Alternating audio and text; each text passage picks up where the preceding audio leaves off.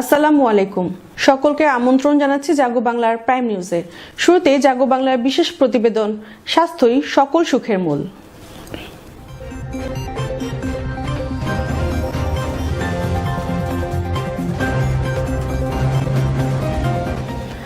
আজ থাকছে রক্তচাপ নিয়ন্ত্রণে বাঁধাকপির উপকারিতার উপর বিশেষ প্রতিবেদন।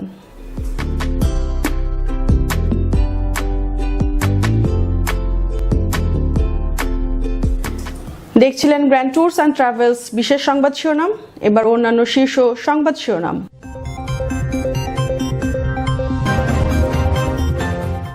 সপ্তাহের ব্যবধানে রাজধানীতে কমেছে সবজির দাম, সরবরাহ বাড়ায় দাম কমেছে বলে জানিয়েছেন ব্যবসায়ীরা।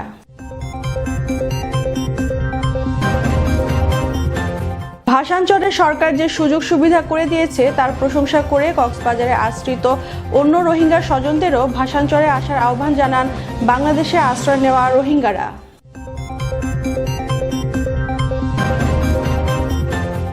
ডোপ টেস্টের মাধ্যমে পুলিশ বাহিনীর ৭৫ জন সদস্যকে মাদক সেবনকারী হিসেবে শনাক্ত। অনেক পরে হলেও এই উদ্যোগ প্রশংসনীয় বলেছেন সাবেক পুলিশ কর্মকর্তারা।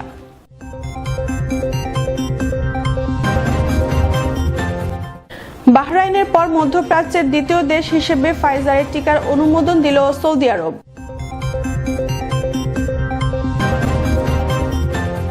এবং করোনায় নির্ধারিত $৫ লাখ বাইরে এএফসির কাছ থেকে বাড়তি কোনো আর্থিক সুবিধা পাবে না বাংলাদেশ। দেখছিলেন গ্র্যান্ড ট্যুরস অ্যান্ড ট্রাভেলস সংবাদ শিরোনাম। এবারে বিস্তারিত। ৩ সপ্তাহ ধরে রাজধানীতে কমেছে সবজির দাম। ক্রেতাদের নাগালে এসেছে আলু, ফুলকপি, সিম, মূলা সহ শীতকালীন অন্যান্য সবজির দাম। তবে উল্টো চিত্র ডিমের বাজারে।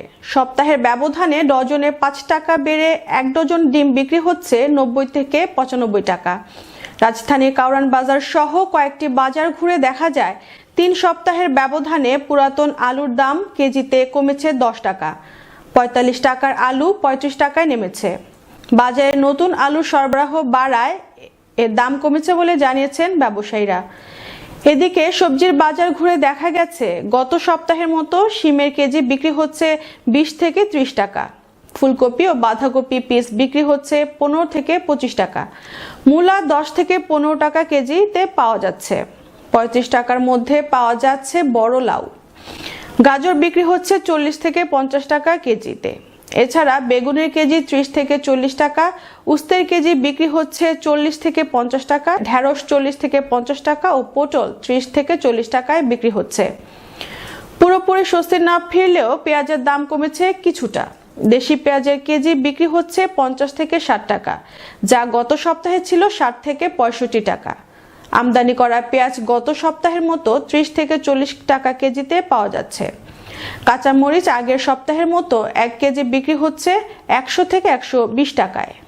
ফসল আমদানি হইতাছে, তাতে ঢাকা শহর আসতেছে। যেই সিম বেচি ১০০ টাকা ১২০ টাকা কেজি, এই সিম মাত্র ৪০ টাকা তাইসা পড়ছে, একদম নিচে কমে গেছে। বেগুন ৪০ টাকা ৩৫ টাকা, পটল ৩০ টাকা ৩৫ টাকা। তবে এই সময়তে আরো কম থাকার কথা ছিল। আগে অনেকটা সবজি কেছে, এখন মানুষ আর কি পাচ্ছে, সুযোগ সুবিধা পাচ্ছে। সেটা তখন তো সাপ্লাই কম ছিল, এখন সাপ্লাই অনেক বেশি। সেই হিসাবে যেহেতু কমার কথা কমে নাই। সামনে আরো নতুন নতুন সবজি উঠবে, ধীরে ধীরে দাম কমবে। বাংলাদেশে আশ্রয় নেওয়া রোহিঙ্গাদের অভ্যন্তরীণ কোন্দলের কারণে কক্সবাজারের ক্যাম্পে বেড়েছে সন্ত্রাসী কার্যক্রম। নিজেদের জীবন বাঁচাতেই ভাসানচরে স্বেচ্ছায় স্থানান্তরিত হচ্ছে রোহিঙ্গারা। ভাসানচরে সরকার যে সুযোগ সুবিধা করে দিয়েছে তার প্রশংসা করে কক্সবাজারে আশ্রিত অন্য স্বজনদেরও ভাসানচরে আসার আহ্বান জানান তারা। বিস্তারিত ফাবিহা সারোয়ারের রিপোর্টে। আন্তর্জাতিক সম্প্রদায়ের শত বাধা উপেক্ষা করে চলতি মাসের ৪ তারিখ নোয়াখালী ভাসানচরে স্থানান্তর করা হয়েছে প্রায় ৪০০ পরিবারের ১৬৪২ জন রোহিঙ্গাকে। স্থানান্তরের পর ভাসানচরের নতুন জীবন শুরু করেছে তারা। কক্সবাজারের আশ্রয় কেন্দ্রগুলোর ভেতরের ভীতিকর চিত্র তুলে ধরে এই রোহিঙ্গারা।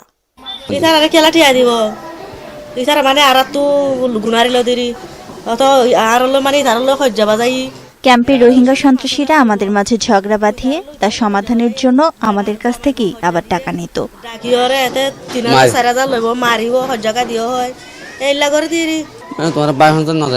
রোহিঙ্গা সন্ত্রাসীরা হুমকি দিয়েছিল ভাষান্তরে আসলে আমাদের তারা মেরে ফেলবে। মাধ্যম দর্জুম আর বাসন যে আমার এদিকে মানুষ হাবিলে এদিকে মানুষ তাই না হরে ফানি উঠে এটা গড্ডু ফিজা গই এদিকে হয়ে স্যার আর্মির বিচার দিলে জগরাদি হইলে। ভাষাঞ্চরে যাওয়া রোহিঙ্গারা জানান বিভ্রান্তিকর তথ্যের কারণে ভাষাঞ্চর সম্পর্কে তাদের বিরূপ মনোভাব ছিল। তবে এই আশ্রয়ণ প্রকল্পের সুযোগ সুবিধা পেয়ে জীবনকে নতুনভাবে গড়ে তোলার স্বপ্ন দেখছে। ওরা মনে হয় এখানে অনেকগুলার বই করছে প্রথমে তো এখন আমরা আসার পরে দেখতেছি এখানে তো কোনো সমস্যা হবে না, ওনারাই এখন মনে হয় চলে আসবে মনে হয়, এখন আল্লাহ দিলে ভালো আছে। আমাদের কাছে ভাষান্তরের গল্প শুনে কক্সবাজারের অন্যান্য রোহিঙ্গারাও এখন এখানে আসতে চাচ্ছে। আর এটা সে 3 দুগুণা ভালো অনেক ভালো। এখানে যদি ওয়াশ থাকলে বাড়িটা দেখলেও অনেক খুশি আনন্দে ফেট ভরে থাকবে ইনশাল্লাহ খুশি আছে। আমার সাথে অনেক লোক আছে, আমার বড়লোকের থেকে আমার পাশের লোকের থেকে সবাই টাকা মাথা গোনা টাকা লইছে আমার দেখাইতে আছে ভাই। কক্সবাজার ক্যাম্পে আশ্রিত অন্য রোহিঙ্গাদেরও ভাষাঞ্চরে স্থানিত হওয়ার আহ্বান জানান তারা। থাকতেও ভালো লাগতেছে, দেখতেও ভালো লাগতেছে, আমার তো খুব ভালো লাগতেছে। আমরা ওখানে কষ্ট পাই এখানে চলে আসি, এখানে কিরকম হয় আমরা জানতেছি না। যে জায়গা থাকছিলাম তাকে কষ্ট পাচ্ছি, কষ্ট পাওয়ানোর পর আমরা তো খুশি যেখানে লো যাই এখানে আমরা যদি বালা পাই এখানে চলে যাব, এরকম করে আমরা চলে আসি সেই দিকে।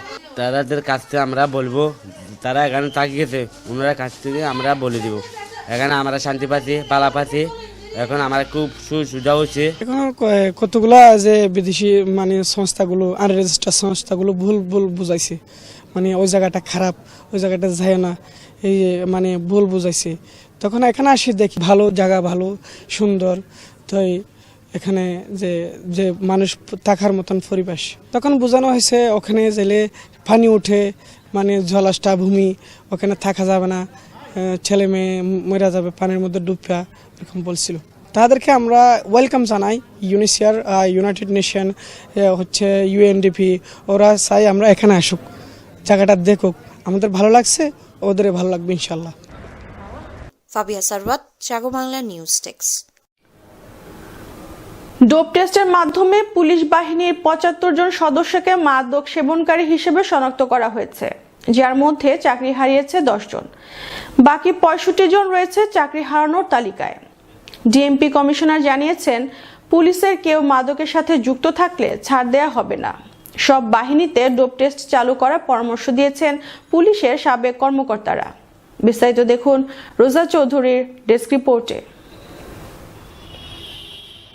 পুলিশের কিছু সদস্যের বিরুদ্ধে মাদক সেবন ও মাদক ব্যবসায় জড়িত থাকার অভিযোগ বহু পুরনো। তবে বহুদিনের এই কলঙ্ক এবার ঘোচাতে চায় বাহিনীটি। এর অংশ হিসেবে পুলিশ বাহিনীতে শুরু হয়েছে ডোপ টেস্ট। 3 দফায় ডিএমপিতে এই টেস্টে শনাক্ত হয়েছেন 68 জন পুলিশ সদস্য। এদের মধ্যে এসআই 7 জন, সার্জেন্ট 1 জন, এএসআই 5 জন, নায়ক 5 জন ও কনস্টেবল 50 জন। মাদক সেবন ও ব্যবসায় জড়িত থাকা এসব পুলিশ সদস্যের মধ্যে এখন পর্যন্ত 10 জন চাকরি হারিয়েছে। বাকি 58 জনের মধ্যে 18 জনকে দেয়া হয়েছে চূড়ান্ত নোটিশ। বাকিদের বিরুদ্ধে বিভাগীয় মামলা চলছে। ডিএমপি কমিশনার শফিকুল ইসলাম জানিয়েছেন, মাদকের সাথে সংশ্লিষ্ট কাউকেই পুলিশ বাহিনীতে রাখা হবে না। আমরা এই দায় আর বহন করব না, পুলিশ বাহিনী এই দায় বহন করবে না। আপনি আপনার উপরে যে পবিত্র দায়িত্ব মাদক নিয়ন্ত্রণ করা, আপনি মাদক নিয়ন্ত্রণ তো দূরে থাক, আপনি মাদক ব্যবসার সাথে যুক্ত হচ্ছেন, আপনি নিজে মাদক সেবন করছেন এবং আপনি অন্যকে মাদক ব্যবসা করার সুযোগ করে দিচ্ছেন, ফলে তাকে তো কোনোভাবেই আমরা পুলিশের চাকরিতে রাখতে পারি না। এটা আমাদের নিজের সন্তানের নিরাপত্তার জন্যই, আমার সন্তান যাতে মাদকাসক্ত না হয় সেটার থেকে আমার সন্তানকে রক্ষা করার জন্যই আমাদের এই পদক্ষেপ নিতে হবে। ডিএমপির পাশাপাশি ডোপ টেস্ট চালু হয়েছে চট্টগ্রাম মেট্রোপলিটন পুলিশেও। সেখানে প্রথম দফায় শনাক্ত হয়েছে 7 জন। নগরের বিভিন্ন থানায় কর্মরত এসব সদস্যের বিরুদ্ধে বিভাগীয় মামলা করা হয়েছে। পর্যায়ক্রমে সারা দেশে ডোপ টেস্ট চালু করা হবে বলে জানিয়েছে পুলিশ সদর দপ্তর। বাংলাদেশ পুলিশের কোনো সদস্য যদি মাদকের সাথে মাদকের ব্যবসার সাথে কোনোভাবে জড়িয়ে যান বা মাদকের ব্যবসায় কাউকে সহযোগিতা করেন এবং নিজেরা যদি কখনো মাদক গ্রহণ করেন তাদের বিরুদ্ধে কঠোর ব্যবস্থা গ্রহণ করা হবে। এবং এরই ধারাবাহিকতায় পুলিশ হেডকোয়ার্টার্সের নির্দেশনায় আমাদের মাঠ পর্যায়ের ইউনিটগুলো, ফিল্ড ইউনিটগুলো ইতিমধ্যেই ব্যবস্থা গ্রহণ করা শুরু করেছে। আমরা পুলিশের যে সকল সদস্য মনে করছি বা সন্দেহ করছি মাদক গ্রহণ করে থাকতে পারেন বা করেছেন এমন সন্দেহ হলে তাদেরকে আমরা ডোপ টেস্ট করছি এবং প্রমাণ পেলে তাদের বিরুদ্ধে আমরা কঠোর ব্যবস্থা গ্রহণ করছি। সাবেক পুলিশ কর্মকর্তারা বলছেন অনেক পরে হলেও এই উদ্যোগ প্রশংসনীয়, তবে এতে স্বচ্ছতা থাকতে হবে। কোথাও কোনো মাদক আটক করলে কোনো পুলিশের খারাপ সদস্য সে আটককৃত মাদকের কিছু অংশ নিজেরা রেখে দেয়। কেউ রাখে বিক্রি করে 2 পয়সা নগদ পয়সার জন্য, কেউ রাখে আবার একটু শখ করে খাওয়ার জন্য। তো বর্তমান যে উদ্যোগ আমি মনে করব এটা কিছুটা বিলম্ব হলেও একটা ভালো উদ্যোগ, এবং এই উদ্যোগ যদি কন্টিনিউ করা হয় এর একটা সুফল আমরা দীর্ঘমেয়াদী পাব। সাথে একটা জিনিস মনে রাখতে হবে, শুধুমাত্র শাস্তি দিলে হবে না, শাস্তিটা দৃশ্যমান হতে হবে। অর্থাৎ সারা বাংলাদেশ পুলিশের সকল সদস্যের মধ্যে এটা ভালোভাবে প্রচার হতে হবে, দেশবাসীর মধ্যেও প্রচারিত হতে হবে, এর একটা ইফেক্ট হবে। পুলিশের পাশাপাশি অন্যান্য বাহিনীতেও ডোপ টেস্ট চালু করার পক্ষে অভিমত দেন বাংলাদেশ পুলিশের সাবেক আইজিপি নুরুল আনোয়ার। রোজা চৌধুরী, জাগো বাংলা টিভি, নিউজ ডেস্ক। এবার জাগো বাংলার বিশেষ প্রতিবেদন, স্বাস্থ্যই সকল সুখের মূল।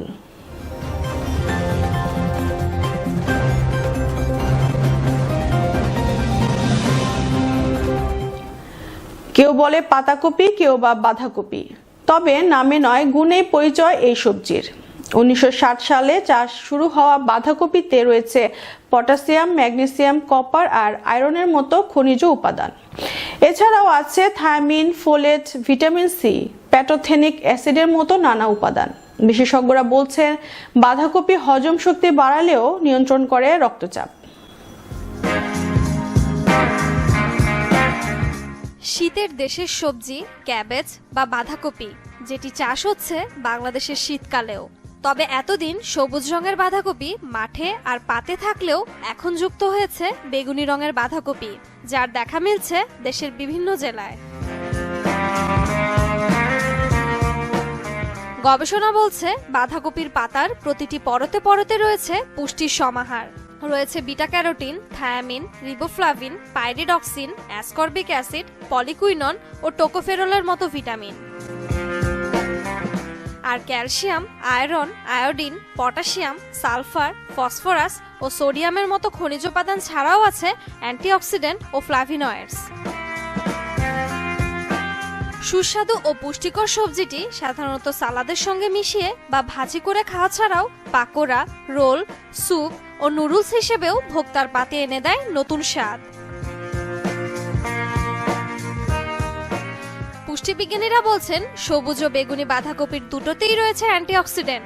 তবে সবুজ বাঁধাকপির চেয়ে বেগুনি বাঁধাকপিতে এই উপাদান থাকে প্রায় 30 ভাগ বেশি, যা ক্যান্সার, দৃষ্টিরক্ষাজনিত রোগ থেকে করে রক্ষা। American journal of clinical nutrition প্রকাশিত গবেষণায় দেখা গেছে বাঁধাকপির ফ্লাভিনয়েডস হৃদরোগে আক্রান্ত হবার ঝুঁকি অনেকটাই কমিয়ে দেয়।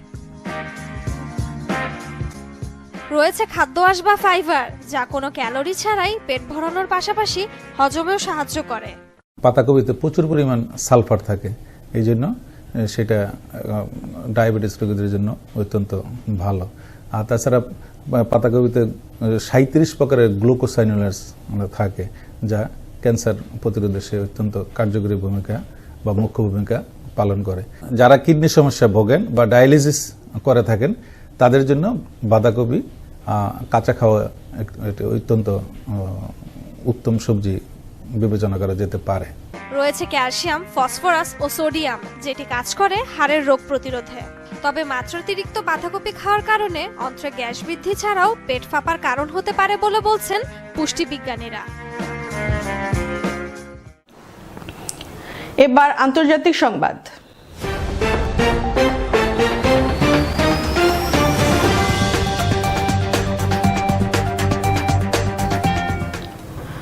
মধ্যপ্রাচ্যের দ্বিতীয় দেশ হিসেবে ফাইজারের টিকার অনুমোদন দিল সৌদি আরব। করোনা সংক্রমণ রোধে মধ্যপ্রাচ্যে এর আগে এই টিকার প্রথম অনুমোদন দেয় Bahrain. Saudi press agency Arab news ও দ্য হিলের প্রতিবেদনে বলা হয়েছে, সৌদি আরবে ফাইজার বায়োএনটেকের উদ্ভাবিত করোনা ভ্যাকসিনের রেজিস্ট্রেশনের জন্য অনুমোদন দিয়েছে Saudi food and drug authority. Corona রুখতে দেশের স্বাস্থ্য দপ্তর এবার এই টিকা বিদেশ থেকে আমদানি করে ব্যবহার করতে পারবে। তবে কবে থেকে দেশের সাধারণ নাগরিক করোনার এই ভ্যাকসিনটি পাবে তা ওই বিবৃতিতে জানানো হয়নি বলে প্রতিবেদনে বলা হয়েছে। ইতোমধ্যে সাধারণ মানুষের জন্য ফাইজার টিকার ছাড়পত্র দিয়েছে ব্রিটেন। সেখানে শুরু হয়েছে গণটিকা প্রদান কার্যক্রম। এরপর বাহরাইন এবং কানাডাও এই টিকার ছাড়পত্র দেয়। এরপরই সৌদি আরবও নিজেদের নাগরিকদের জন্য এই টিকা ব্যবহারের অনুমতি দিল। এবার খেলার সংবাদ।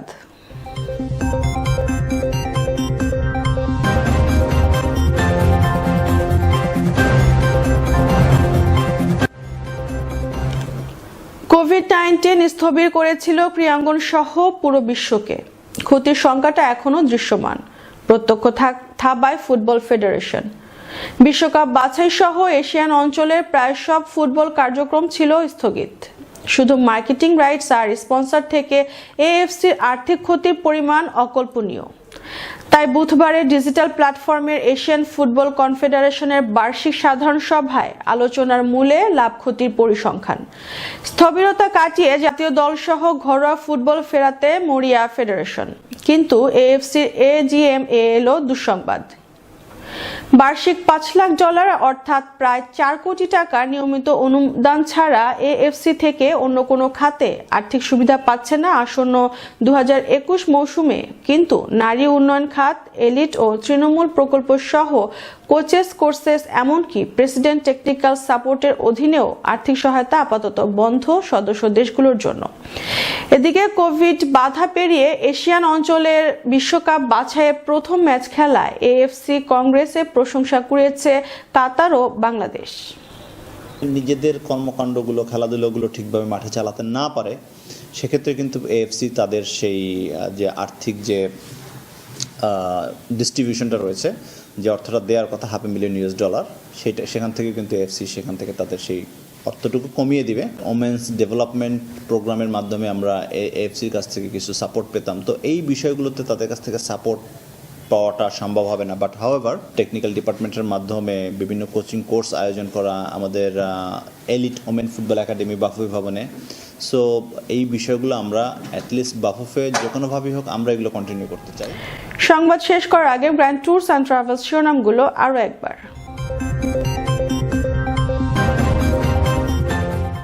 সপ্তাহের ব্যবধানে রাজধানীতে কমেছে সবজির দাম, সরবরাহ বাড়ায় দাম কমেছে বলে জানিয়েছেন ব্যবসায়ীরা।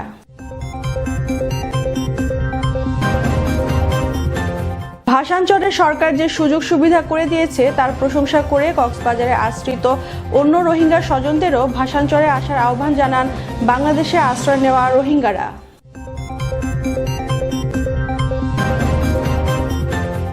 ডোপ টেস্টের মাধ্যমে পুলিশ বাহিনীর 75 জন সদস্যকে মাদক সেবনকারী হিসেবে শনাক্ত। অনেক পরে হলেও এই উদ্যোগ প্রশংসনীয় বলেছেন সাবেক পুলিশ কর্মকর্তারা।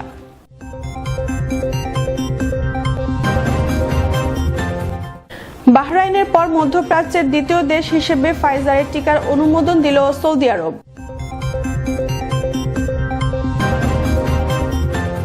এবং করোনায় নির্ধারিত $5 লাখ বাইরে এএফসির কাছ থেকে বাড়তি কোনো আর্থিক সুবিধা পাবে না বাংলাদেশ। পরবর্তী সংবাদ দেখার আমন্ত্রণ জানিয়ে শেষ করছি জাগো বাংলার প্রাইম নিউজ। এতক্ষণ সাথে থাকার জন্য ধন্যবাদ।